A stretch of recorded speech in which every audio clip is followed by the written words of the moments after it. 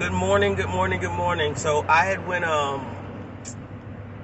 back into my memory bank and I started thinking about pursuing hard things. I'm on day 22 of Jackie Hill Perry's book, Upon Awakening, devotional. And she talked about today about suffering and how suffering produces perseverance and perseverance produces character and character produces hope and hope doesn't disappoint. And I started thinking about some of the things that I experienced in my past and how I responded then versus how I respond now. And I thought back to being in fourth grade, and I was a tomboy all my life. Probably why I teach phys ed right now. But as a tomboy, I played every sport that a boy played, and my intention was to be the best. Like, I didn't just want to play it, I wanted to be the greatest. And I wanted to be the greatest woman. And then that turned into I wanted to be the greatest human, just period. And so I had really fell in love with football. And I remember one morning going to school and something felt weird, something felt off.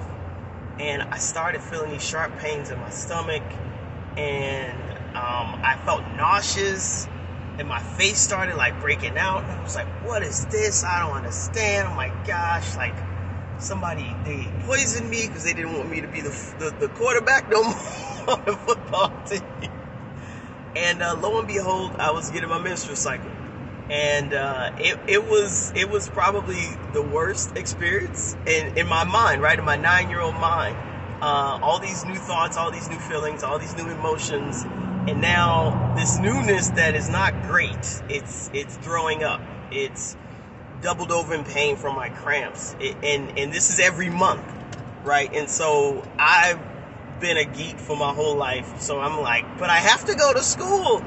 I have to get that attendance certificate for perfect attendance. I have to. And my parents were like, yeah, you going to go because we ain't stay home from work with you. And so they would send me to school. I mean, it was bad. It was bad. And I remember just like, what kind of parents would do this? And now, being a high school teacher, I'm like, kids are like, oh, I coughed this morning and my mom told me I could stay home. And I'm like, what? You coughed? I was like, I almost died. And I was sent to school. And I started thinking about, like, again, suffering produces perseverance, and perseverance producing character, and character producing hope, and hope doesn't disappoint. And I'm like, wow, what a disservice we're doing to children when we don't allow them even to suffer a little bit. I'm not saying to do what my parents did to me. Listen, in hindsight, the experience that I had at 9 years old, it prepared me. Because if you would have told me at 9 years old, 20 years from now, you're going to get pregnant 7 times, you're going to have 3 miscarriages, and you're going to have 4 C-sections, I would have told you, no. Take this period back. I don't want it. Like, if this is what the setup is, I don't want it. And so I think God in his wisdom, like, oftentimes we go through suffering and we're like, dang, this is the worst thing that's ever happened. Like, how could this happen? And we have the mind of a human.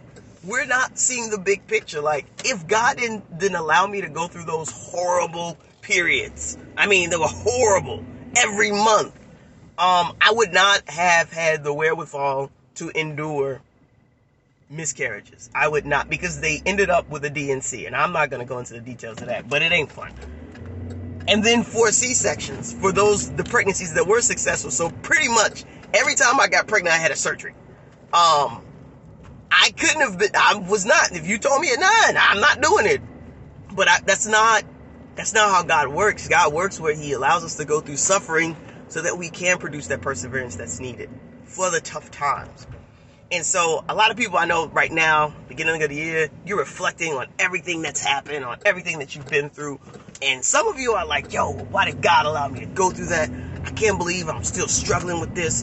And my challenge to you, I want you to sit in what you're going through. And I want you to think about, okay, I'm going through this now. Have I ever done anything like this before? And if so, how was my response? Because I guarantee you, you're going to be encouraged to see that the growth that is in you is a lot greater than you probably give yourself credit for. Oftentimes we we look at ourselves, you see all the failures, you see all the disappointments, you see all the mishaps. And right now, I'm starting to think, man, were they failures or were they just missed opportunities? Like, did it prevent me from growing? Or did it now set me up for a future success? And so, as you start reflecting on the new year, and if you've not done so already, I encourage you to do so. But look back on all the ways that, yes, God allowed you to suffer, but look at all the ways that you've grown. Look at all the progress that you've made. And take joy in that. Take hope in that. Again, I encourage all parents, please allow your kids to suffer a little bit. I'm not saying to purposely make them suffer, but if they're going through a hard time, understand that perseverance, it produces character. And again, as a high school teacher, the character of this generation is worrisome and baffling at times. And for those of you who aren't parents in your spiritual life, what ways has God allowed you to suffer to set you up for a victory in the future?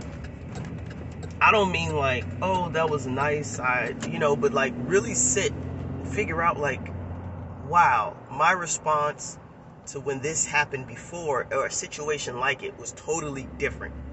And that gap between how you used to respond and how you currently respond, that's the growth. So focus on that. Focus on the growth. Don't focus on the gap. All right? Hope you guys have an incredible morning. God bless. Till next time. Peace.